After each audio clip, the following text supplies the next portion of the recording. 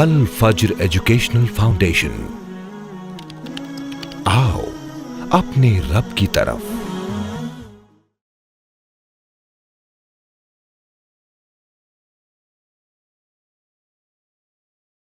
اسلامی تاریخ کے اس عظیم سپوت کا ذکر کریں گے جن سے آسمان کے فرشتے بھی حیا کرتے تھے، جنہوں نے غربت کے دور میں اسلام اور مسلمانوں کی مدد کی۔ یہ وہ عظیم شخصیت ہے جنہیں داماد رسول ہونے کا شرف حاصل ہے۔ میری مراد خلیفہ ثالث امیر المومنین ذو النورین داماد رسول سیدنا امیر المومنین عثمان بن عفان رضی اللہ تعالیٰ عنہ کی ذات گرامی ہے۔ پیر روما کے بارے میں کون نہیں جانتا؟ جب مسلمان ہجرت کر کے مدینہ آتے ہیں، مدینہ کے اندر صرف صرف ایک کنواں تھا جو میٹھا پانی جس میں تھا یہودی کا تھا۔ مسلمان پریشان رہا کرتے تھے، مہنگے داموں میں وہ بیچا کرتا تھا۔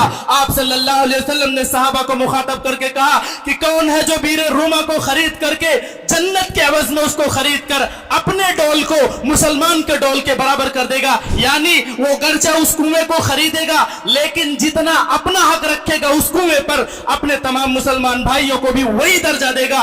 سیدنا عثمان بن عفان رضی اللہ تعالیٰ عنہ تقریباً 35,000 درہم میں اس سونے کے سکے سے اس کو خریدتے ہیں اور مسلمانوں کے لیے پورا کنواں وقف کر دیتے ہیں۔ اللہ کے نبی صلی اللہ علیہ وسلم غزوہ تبوک کا اعلان کرتے ہیں، جیش العشرہ جس کا نام ہے۔ آپ کے پاس مال دولت نہیں تھا، صحابہ کے پاس اسباب نہیں تھے، پریشانی کا عالم تھا۔ اللہ کے نبی پھر اعلان کرتے ہیں کہ کون ہے جو مدد کرے گا؟ پھر حضرت عثمان کھڑے ہوتے ہیں، اپنے گھر جاتے ہیں اور 1,000 دینار آج کے ریٹ کے حساب سے اگر میں کہوں تو تقریباً 6,64,20,000 روپے سے زیادہ انڈین روپے بنتے ہیں، یکبارگی میں اللہ کے نبی کی گود میں لا کر کے ڈال دیتے ہیں۔ کئی صحابہ تھے جو آپ کے دروازے کے پہرے داری کر رہے تھے، وہ سب جنگ کرنے کے لیے تیار تھے، لیکن سیدنا عثمان بن عفان مسجد نبوی اور مدینہ کی حرمت کو پامال نہیں کرنا چاہتے تھے، اس لیے آپ نے ایسا اجازت نہیں دیا۔ بہرحال ایک دن ان لوگوں نے آپ رضی اللہ تعالیٰ عنہ کے گھر کے اندر داخل ہوئے، آپ قرآن پڑھ رہے تھے، آپ رضی اللہ تعالیٰ عنہ روزے سے بھی تھے، اور ان ملعونوں نے آپ پر حملہ کیا۔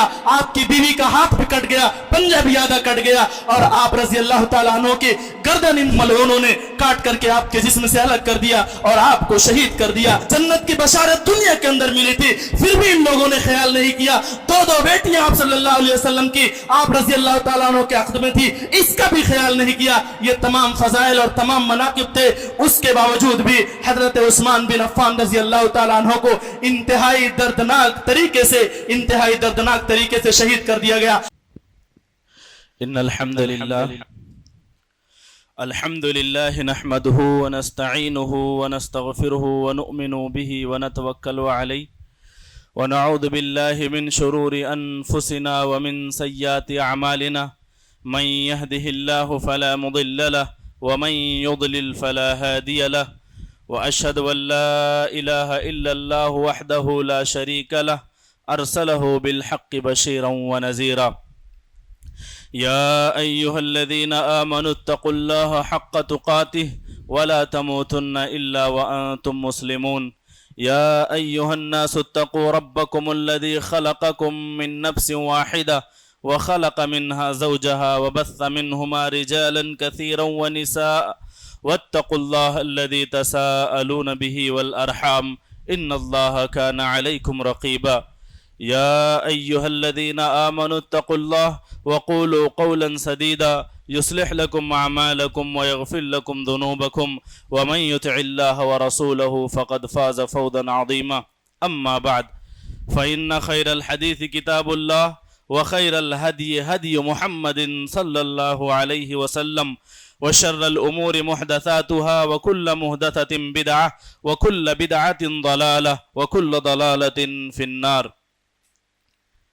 اعوذ باللہ من الشیطان الرجیم، بسم اللہ الرحمن الرحیم۔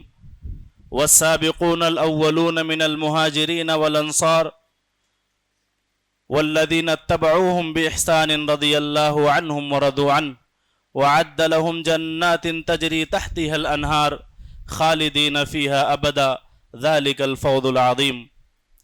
وقال النبی صلی اللہ علیہ وسلم الا استحی من رجل تستحی منہ الملائکہ۔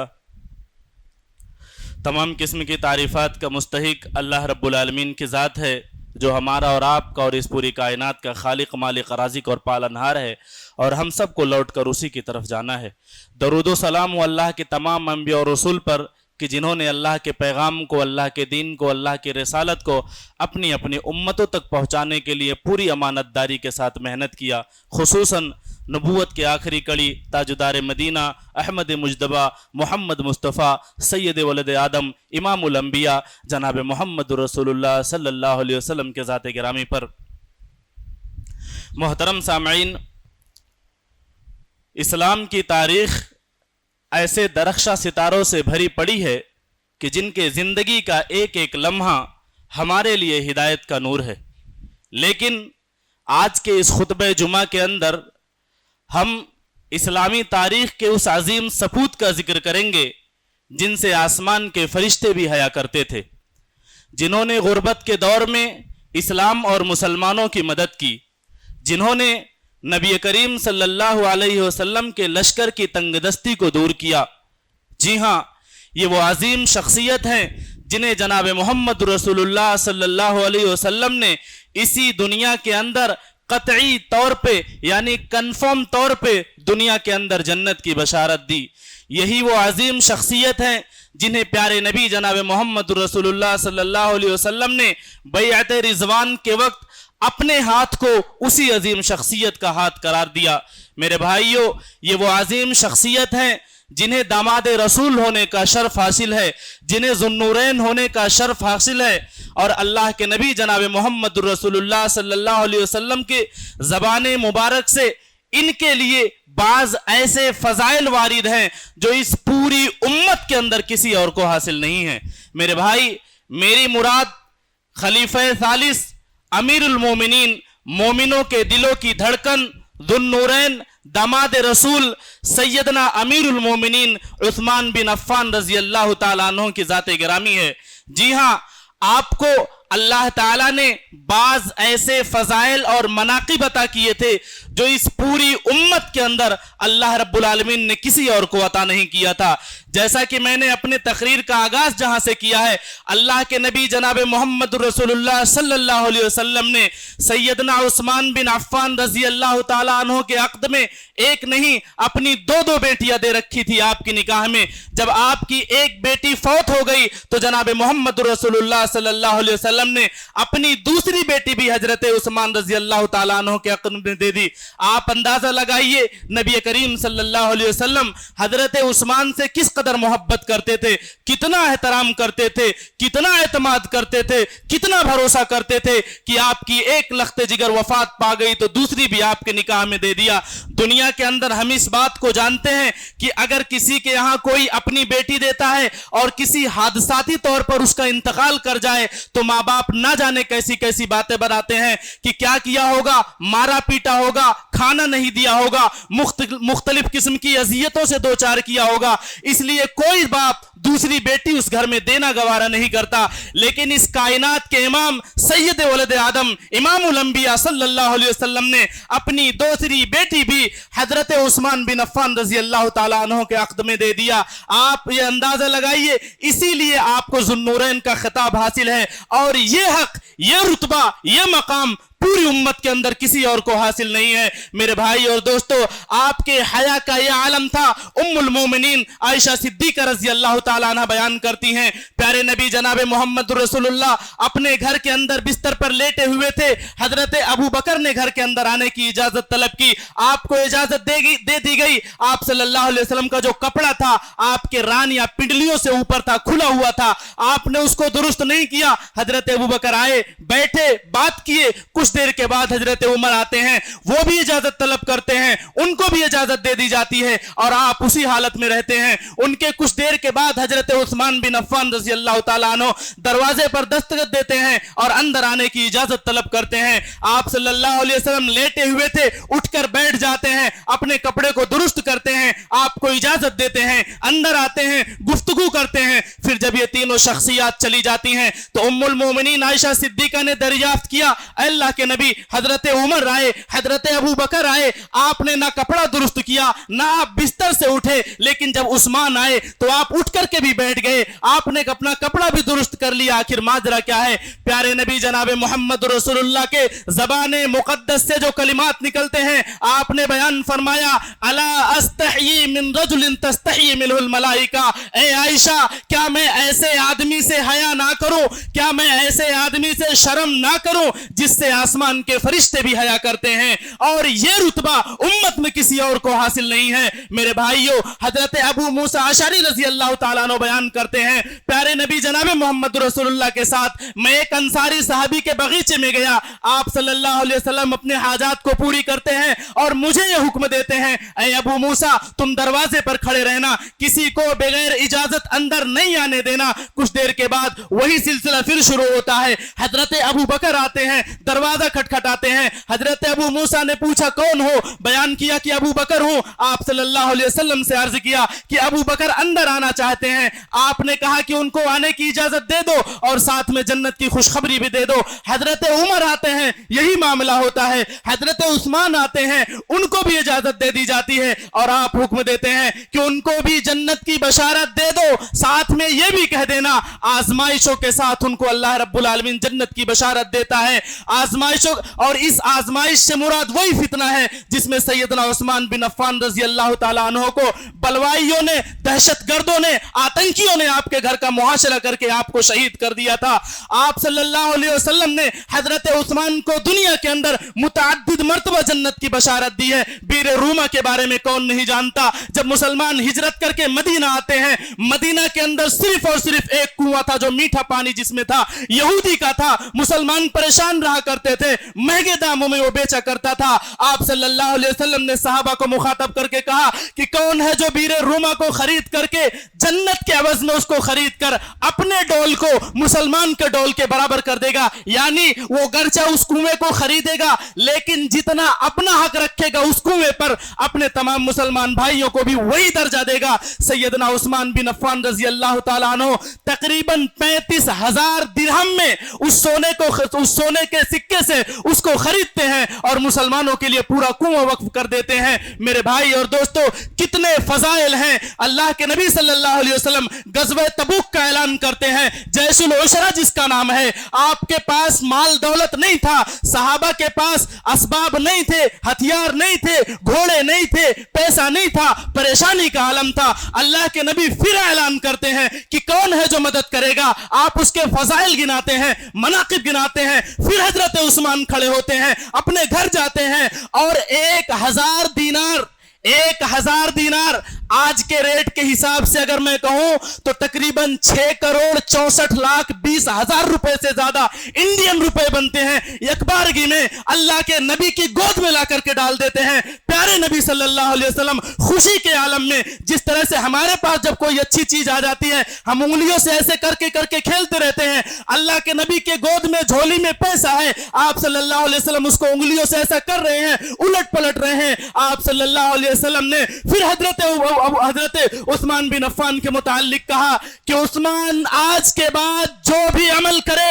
اس کا کوئی عمل اس کو نقصان نہیں پہنچائے گا. میرے بھائی اور دوستو, یہ فضیلت ہے اور 2 مرتبہ اس بات کو پیارے نبی صلی اللہ علیہ وسلم نے سیدنا عثمان بن عفان رضی اللہ تعالیٰ عنہ کے لیے دہرایا تھا. میرے بھائیو, اس کا مطلب ہرگز یہ نہیں تھا کہ حضرت عثمان کو گناہ کی اجازت مل گئی تھی, بلکہ اللہ کے نبی کے اس فرمان کا مطلب یہ ہے کہ حضرت عثمان کے مخلصانہ قربانی کی بدولت, اللہ کے راہ میں بے دریغ اپنا پیسہ لٹانے کی بدولت, اللہ تعالی حضرت عثمان سے اس قدر راضی ہو گیا ہے کہ اللہ تعالیٰ نے حضرت عثمان کو گناہوں سے محفوظ کر لیا ہے. اور حضرت عثمان کا جب خاتمہ ہوگا تو ایمان بالخیر پر بھی ہوگا. اور تاریخ نے دیکھا, لوگوں نے دیکھا کہ فتنوں کے اس دور میں جب اچھے لوگ لرز گئے تھے, حضرت عثمان بن عفان ایمان کے ساتھ, ثبات قدمی کے ساتھ وہ مظاہرہ کیا کہ دنیا کے اندر آپ کے بعد کوئی اس ایمان اور ثابت قدمی کو پیش نہیں کر سکا ہے.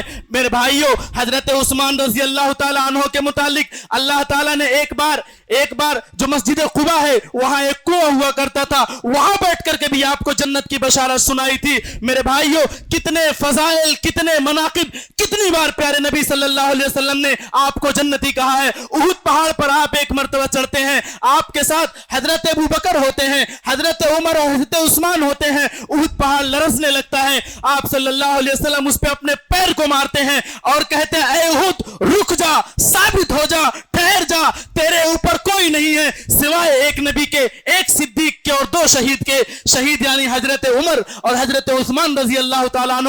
اسی وقت گویا کہ نبی صلی اللہ علیہ وسلم نے ان کو بشارت دے دی تھی. اتنے فضائل, اتنے مناقب, اتنا اونچا مقام, اتنی عزت, اتنا شرف, اتنا بلند رتبہ ہونے کے باوجود پھر کوئی حضرت عثمان کی عزت پر انگلی اٹھاتا ہے, آپ کی عدالت میں جرح کہتا ہے, آپ رضی اللہ تعالیٰ عنہ کی گستاخی کرتا ہے, تو اس کے لیے بہت جرت ہونا چاہیے. بلکہ اگر منبر رسول سے میں یہ بات کہہ دوں کہ ایسے آدمی کے نسب کے اندر بھی خلل ہو سکتا ہے جو اتنے فضائل ہونے کے بعد حضرت عثمان بن عفان رضی اللہ تعالیٰ عنہ کی عزت پر انگلی اٹھائے, آپ کے ایمان پر انگلی اٹھائے, آپ کے ایمان پر شک کرے اور آپ کو شک کے دائرے میں لا کر کے کھڑا کرے. بلکہ اس سے بڑی بات میں بتا دوں, بیعت رضوان کے وقت جب اللہ کے نبی عمرہ کے نیت سے مدینہ سے نکل کر کے جاتے ہیں, آپ پورا تفصیلی واقعہ جانتے ہیں, 6 ہجری کا واقعہ ہے. جب آپ نکل کر کے جاتے ہیں, معاملہ جو ہوتا ہے مکہ کے لوگ عمرہ کرنے سے روکنا چاہتے ہیں. حضرت عثمان کو سفیر بنا کر کے بھیجا جاتا ہے. کچھ وقت کے لیے وہ لوگ روک لیتے ہیں. پھر اللہ کے نبی صلی اللہ علیہ وسلم جب صحابہ سے بیعت لیتے ہیں حضرت عثمان رضی اللہ عنہ کے بدلے کے طور پر, چونکہ یہ خبر پھیلا دی گئی تھی کہ آپ کو شہید کر دیا گیا ہے, آپ اندازہ لگائیے بعض صحابہ کا کہنا یہ ہے کہ ہم نے اس میں اللہ کے نبی کے ہاتھ پر موت پر بیعت کی تھی کہ تب تک لڑیں گے جب تک ہمارے جسموں کے اندر جان ہے, جب تک بدلہ نہیں لے لیں گے میدان چھوڑ کر کے نہیں جائیں گے. موت پر ہم نے اللہ کے نبی کے ہاتھ پر بیعت کیا تھا. میرے بھائی اور دوستو, یہ مقام تھا اور اس وقت اللہ کے نبی نے اپنے ہاتھ کو حضرت عثمان کا ہاتھ قرار دیا تھا. اتنا اونچا مقام, اتنا بلند رتبہ, اور یہ رتبہ بھی اس پوری امت کے اندر کسی اور کو حاصل نہیں ہے سیدنا عثمان بن عفان رضی اللہ تعالیٰ عنہ کے علاوہ. لیکن اس کے باوجود بھی بعض شریر قسم کے لوگ, فتین قسم کے لوگ الگ الگ علاقوں سے آپ رضی اللہ تعالیٰ عنہ پر مختلف قسم کے الزام لگاتے ہیں, ورگلاتے ہیں, بھڑکاتے ہیں, لوگوں کو اکساتے ہیں آپ کے خلافت کے آخری دور میں. اور خاص کر کے عبداللہ بن سبا جو یہودی تھا, اسلام کا لبادہ اوڑھ کر مسلمانوں کے صفوں کو منتشر کرنا چاہتا تھا, اس کا یہ عقیدہ تھا کہ حضرت علی خدا ہیں اور اللہ تعالیٰ نے خلافت کا حق صرف علی کو دے رکھا ہے رضی اللہ تعالیٰ عنہ, اس میں حضرت علی رضی اللہ عنہ کا کوئی قصور نہیں ہے. اس ملعون کا یہ عقیدہ تھا. وہ لوگوں کو ورگلاتا ہے, بھڑکاتا ہے, مختلف قسم کے جھوٹے الزامات لگاتا ہے. بعض مرتبہ اس کی تصدیق بھی کی جاتی ہے اور اس کی تفتیش کی جاتی ہے, ساری بات جھوٹی نکلتی ہے. لیکن وہ الگ الگ مصر سے, بصرہ سے, کوفہ سے اپنے حامیوں کو لے کر کے 1,000 کی تعداد کو لوگوں کو لے کر کے مدینہ کے اندر چڑھائی کرنے کی نیت سے آتا ہے. لیکن جب صحابہ آپس میں بات چیت کرتے ہیں تو وہ پلٹنے کا ارادہ بھی کر لیتا ہے کہ ہم واپس جا رہے ہیں, لیکن پھر ایک بہانہ بنا کر اچانک صبح کے وقت تکبیرات بلند کرتے ہوئے حضرت عثمان بن عفان رضی اللہ تعالیٰ عنہ کے گھر کا گھراؤ کر لیتے ہیں.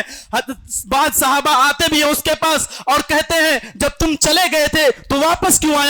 تو وہ جھوٹا الزام لگاتا ہے, کہتا ہے کہ حضرت عثمان نے اپنے غلام کے ہاتھوں ایک خط بھجوایا تھا اور اپنے گورنروں کے ذریعہ ہمیں قتل کرنے کا حکم دیا تھا, جبکہ حضرت عثمان رضی اللہ تعالیٰ عنہ نے ایسا کوئی فرمان جاری نہیں کیا تھا. جب یہ لوگ اپنے فتنوں کا سر اٹھا رہے تھے, اپنے سر کو بلند کر رہے تھے, اسی وقت حضرت امیر معاویہ رضی اللہ تعالیٰ عنہ نے اور کچھ صحابہ نے آپ سے مطالبہ کیا تھا کہ اگر آپ اجازت دیں تو ہم ان کا سر کاٹ کر کے رکھ دیں گے, اس فتنے کو یہیں دفنا دیں گے. لیکن حضرت عثمان رضی اللہ تعالیٰ عنہ نے بالکل اجازت نہیں دیا. کہا جہاں اللہ رب العالمین اسلامی حدود کی بات کرتا ہے اس کے علاوہ میں کسی کو کوئی سزا نہیں دوں گا. الغرض حضرت معاویہ رضی اللہ تعالیٰ عنہ مدینہ آتے ہیں, خطبہ بھی دیتے ہیں اور اپنے تقریر کے درمیان ایک دھمکی بھی دیتے ہیں کہ اگر تم نے حضرت عثمان کے خلاف کوئی بات کا ارادہ کر لیا ہے تو مجھے مت بھولنا, میں بھی یہاں موجود ہوں. حضرت امیر معاویہ پھر بھی فتنے کو بھاپتے ہیں ہیں اور حضرت عثمان رضی اللہ تعالیٰ عنہ سے یہ کہتے ہیں کہ آپ ہمارے ساتھ شام چلے جائیے، لیکن حضرت عثمان دیار رسول کو چھوڑنا پسند نہیں کرتے ہیں۔ بعد میں حضرت معاویہ شام واپس چلے جاتے ہیں۔ بہرحال ان بلوائیوں نے آپ رضی اللہ تعالیٰ عنہ کے گھر کا محاصرہ کر لیا، آپ کا گھر پورے طور پر گھیر لیا، آپ کا پانی بھی بند کر دیا، آپ کا کھانا بھی بند کر دیا، اور آپ اس مسجد کے اندر، مسجد نبوی کے اندر نماز پڑھنے سے بھی روک دیے گئے۔ ایک دن حضرت عثمان بن عفان رضی اللہ تعالیٰ عنہ اپنے چھت سے آتے ہیں، ایک مرتبہ ام حبیبہ رضی اللہ تعالیٰ عنہ آپ کے لیے کھانا اور پانی لے کر کے جاتی ہیں۔ ام المومنین ہیں، ان ملعونوں نے آپ کی بھی عزت کو پامال کر دیا، آپ کی گستاخی کی، آپ کی بھی توہین کیا۔ جس کھچر پر لے کر کے جا رہے تھے اس کی نکیل کاٹ دیا، وہ دوڑنے لگا اور آپ گرتے گرتے بچی۔ بہرحال ایک مرتبہ حضرت عثمان رضی اللہ تعالیٰ عنہ اپنے چھت پر کھڑے ہوتے ہیں اور جنہوں نے آپ کے گھر کا محاصرہ کر رکھا تھا ان کو مخاطب ہو کر کے اپنے احسانات گنواتے ہیں، کہتے ہیں جن لوگوں نے تم کو بھڑکایا ہے ان کو ہمارے سامنے لے کر کے آؤ۔ وہ جب آتے ہیں آپ مخاطب کرتے ہوئے کہتے ہیں، لوگو کیا میں تم کو اسلام کا اور اللہ کا واسطہ دے کر کے پوچھتا ہوں، کیا مسلمان جب مدینہ کے اندر آئے تھے میٹھے پانی پینے کے لیے ترس نہیں رہے تھے، پریشان نہیں تھے؟ اللہ کے نبی نے مطالبہ کیا تھا کہ کون ہے جو میٹھے پانی کو خرید کر اپنے بھائیوں کے لیے وقف کرے گا؟ میں نے اپنے اصل مال سے، زکوٰۃ کا مال نہیں تھا، اپنے اصل مال سے اس کنویں کو خریدا تھا اور تمہارے لیے اس کو وقف کر دیا تھا۔ آج تم مجھے اسی پانی سے روک رہے ہو، مجھے وہی پانی نہیں پینے دے رہے ہو جس کنویں کو میں نہیں خریدا تھا، مجھے کھارا پانی پینے پر تم مجبور کر رہے ہو۔ انہوں نے کہا آپ سچ بول رہے ہیں۔ کہا جس مسجد کے اندر تم نمازیں ادا کرتے ہو اس مسجد کے اندر مسلمانوں کی تعداد بڑھ گئی تھی، مسجد تنگ تھی، اللہ کے نبی نے مطالبہ کیا تھا، اللہ کے نبی نے کہا تھا اس کو کون خرید کر اپنے پیسے سے اس کو چوڑا کرے گا، کشادہ کرے گا؟ میں نے اس زمین کو خرید کر کے مسجد کو کشادہ کیا تھا، آج تم اسی مسجد کے اندر مجھے نماز پڑھنے سے روک رہے ہو۔ انہوں نے کہا آپ سچ بول رہے ہیں۔ آپ نے بیان فرمایا کیا تم کو نہیں پتا کہ جب پہاڑ پر نبی کریم صلی اللہ علیہ وسلم مجھ کو لے کر کے چڑھے تھے، ابو بکر اور عمر بھی ساتھ میں تھے، پہاڑ لرزنے لگا تھا، اللہ کے نبی نے وہاں بھی مجھ کو شہید کہا تھا۔ انہوں نے کہا ہاں آپ صحیح بول رہے ہو۔ آپ نے کہا اللہ اکبر، سبحان اللہ، ان لوگوں نے میرے شہادت کی گواہی دے دی ہے، یعنی جنہوں نے آپ کے گھر کا محاصرہ کیا ہے وہ خود آپ کے فضیلت کے قائل ہیں، آپ کے فضائل کے قائل ہیں، لیکن اللہ رب العالمین جس کو مردود بنا دیتا ہے، جس کو ملعون بنا دیتا ہے، اس سے اللہ رب العالمین کچھ بھی کروا سکتا ہے۔ بہرحال صحابہ کرام بار بار مطالبہ کرتے تھے کہ ان سے جنگ کیا جائے، ہم آپ کا دفاع کریں گے، لیکن مسجد نبوی اور مدینہ کی حرمت کو وہ پامال کرتے نہیں دیکھنا چاہتے تھے۔ اس لیے سیدنا عثمان بن عفان رضی اللہ تعالیٰ عنہ نے اس بات کی بالکل اجازت نہ دی، ورنہ وہ حکمران تھے، اگر ایک اجازت دے دیتے، ایک خط لکھ کر کے دے دیتے، ایک فرمان ثابت کر دیتے تو ان سارے ملعونوں کو زمین کے اندر زندہ دفنا دیا جاتا۔ آپ کے پاس بڑا لشکر تھا، حضرت معاویہ جیسا گورنر اور حضرت عمرو بن عاص جیسے صحابی آپ کے پاس موجود تھے، حضرت علی بار بار مطالبہ کر رہے تھے، حسنین کریمین جن کے نام کو لے کر کے آج صحابہ پر الزامات لگائے جاتے ہیں، حضرت عثمان رضی اللہ عنہ کے دروازے کے پہرے داری کر رہے تھے اور وہاں سے ہٹنے کا نام نہیں لے رہے تھے۔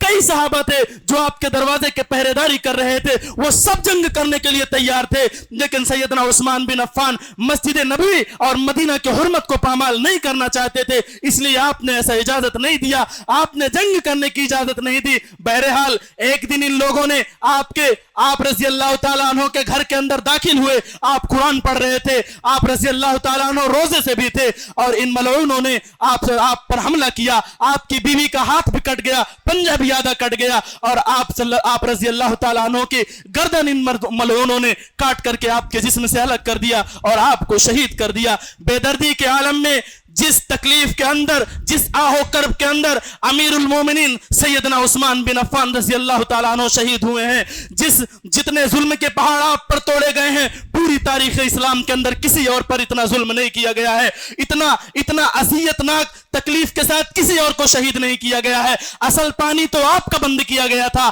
آپ کے گھر کا محاصرہ کیا گیا تھا، نماز پڑھنے سے آپ کو روکا گیا تھا، روزے کی حالت میں آپ کو شہید کیا گیا تھا، جنت کی بشارت دنیا کے اندر ملی تھی، फिर भी इन लोगों ने ख्याल नहीं किया। दो दो बेटियां आप सल्लल्लाहु अलैहि वसल्लम की, आप रजी अल्लाह तआला अन्हु के अक़द में थी, इसका भी ख्याल नहीं किया। ये तमाम फजाइल और तमाम मनाकिब थे, उसके बावजूद भी हजरत उस्मान बिन अफ़्फ़ान रजी अल्लाह तआला अन्हु को इंतहाई दर्दनाक तरीके से शहीद कर दिया गया। अब्दुल्ला बिन सल्लाम रजी अल्लाह तआला अन्हु जो पहले यहूदियों के आलिम थे, जब उन्होंने इस्लाम कबूल किया, जब इन लोगों ने आपके घर का मुहासरा किया था, तो वो आए, उन्होंने खिताब किया और कहा, लोगों अभी अल्लाह की तलवार जो है, अल्लाह की तलवार अभी मैदान में है, तुम उसको बाहर ना निकालो। अगर तुमने खलीफा को कत्ल किया तो अल्लाह की तलवार मैदान से बाहर आ जाएगी और क़यामत तक वो अंदर नहीं जाएगी।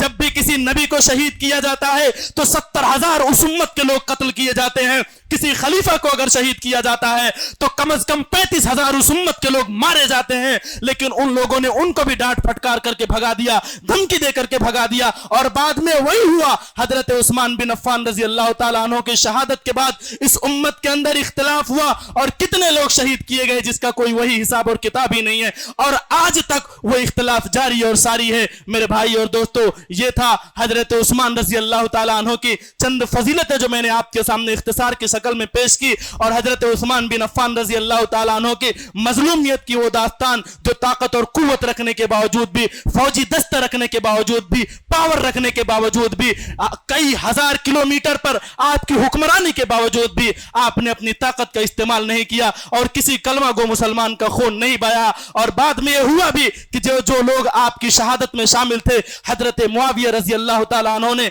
एक एक को तलाश कर कैफर किरदार को पहुंचाया, किसी एक को भी हजरत मुआविया रजी अल्लाह तआला अन्हु ने खुसूसन नहीं बख्शा। ये 3 जगह के लोग खास करते थे, कूफा, बसरा और मिस्र के लोग थे। वो कत्ल करने पर तो मुत्तफिक थे, लेकिन खलीफा किसको बनाया जाएगा इसमें वो मुत्तफिक नहीं थे। मिस्र के लोगों का कहना था कि हजरत अली को खलीफा बनाया जाएगा। हजरत अली रजी अल्लाह तआला अन्हु के पास जब ये लोग जाते हैं, हजरत अली धुतकार करके, फटकार कर अपने घर से उनको भगा देते हैं कि तुम मलऊन हो, तुम जैसे लोगों की बैयत की मुझे कोई जरूरत नहीं है, तुम पर कोई एतमाद नहीं किया जा सकता है। अलगर्ज जब आपको शहीद कर दिया गया, आपके बाद हजरत अली रजी अल्लाह तआला अन्हु के हाथ पर जब बैयत करने के लिए लोग आए, आपने फिर भगा दिया उन लोगों को, लेकिन उनकी बैयत नहीं ली। फिर रिटर्न जब कुछ लोग आए, आपने फिर उनको मना किया, लेकिन उसके बावजूद बार बार इसरार के बाद हजरत अली रजी अल्लाह तआला अन्हु खलीफा बन गए। और हजरत अली रजी अल्लाह तआला अन्हु को जब अमीरुल मोमिनीन कहकर के किसी ने मुखातब किया, तो आपने कहा कि ऐसा लगता है मेरा कलेजा चाक हो गया है, मेरा कलेजा फट गया है। और उन्होंने दुआ किया, ऐ अल्लाह कुछ भी हो जाए उस्मान को मुझसे राजी कर देना। असहाब रसूलुल्लाह की आपस में ये मोहब्बत थी, एक दूसरे का इस कदर एहतराम करते थे, एक दूसरे के फजाइल को जानते थे और एक दूसरे के लिए अपनी जान तक कुर्बान करने के लिए तैयार थे। अब वक्त भी बिल्कुल खत्म हो चुका है। सरसरी तौर पर ये चंद बातें जो थी फजाइल की सूरत में और आपके मजलूमाना शहादत की सूरत में मैंने आपके सामने पेश कर दिया। जिन लोगों ने भी हजरत उस्मान रजी अल्लाह तआला अन्हु की शहादत में कोई भी किरदार अदा किया था, अल्लाह ताला ने उन सबको जलील और रुसवा किया और इबरत का निशान अल्लाह रब्बुल आलमीन ने बनाया है। जिस किसी नेक इंसान के साथ इस तरह का सलूक किया जाता है, अल्लाह रब्बुल आलमीन उसकी इज्जत का बदला जरूर लेता है और अल्लाह रब्बुल आलमीन ने लिया। लिहाजा जरूरत इस बात की है कि तमाम सहाबा हमारे ईमान का हिस्सा हैं, उनका एहतराम करना हम पर वाजिब है। अल्लाह ताला ने उनके जैसा ईमान लाने पर हमारे ईमान को कबूल का वादा किया है। कोई भी शख्स इस दुनिया का कितना भी बड़ा आलिम हो, अगर अल्लाह के नबी के किसी भी सहाबा पर जबान दराजी करता है, सहाबा पर इत्तेहाम पर्दाजी करता है, सहाबा के ईमान को मशकूक बनाता है, तो मुसलमान नहीं है, वो जिंदीक है, वो जिंदीक है, वो जिंदीक है। कोई भी शख्स ईमान लाने के बाद, कुरान को पढ़ने के बाद अल्लाह के नबी के सहाबा पर उंगली नहीं उठा सकता, आपके ईमान पर शक नहीं कर सकता। जरूरत इस बात की है कि तमाम सहाबा का एहतराम करें, उनसे मोहब्बत करें और जो उनसे नफरत करता है उनसे दूर रहें। अल्लाह से दुआ करते हैं, इलाहुल आलमीन मुझे, आपको, हम सबको जब तक इस दुनिया के अंदर जिंदा रख, अल्लाह ईमान और अमल सालेह के साथ जिंदा रख। सारे सहाबा का एहतराम करने की तौफीक अता फरमा। अल्लाह रब्बुल आलमीन हम गुनहगार हैं, खताकार हैं, लेकिन अल्लाह हम तेरी रहमत से मायूस नहीं हैं। हम तुझसे दुआ करते हैं, तुझसे इल्तिजा करते हैं, तुझसे फरियाद करते हैं। रब्बुल आलमीन क़यामत के दिन हमारा हश्र भी अपने असहाब के साथ करना, अल्लाह के नबी सल्लल्लाहु अलैहि वसल्लम के सहाबा के साथ करना। आमीन या रब्बल आलमीन। It's Al Fajr Educational Foundation presentation.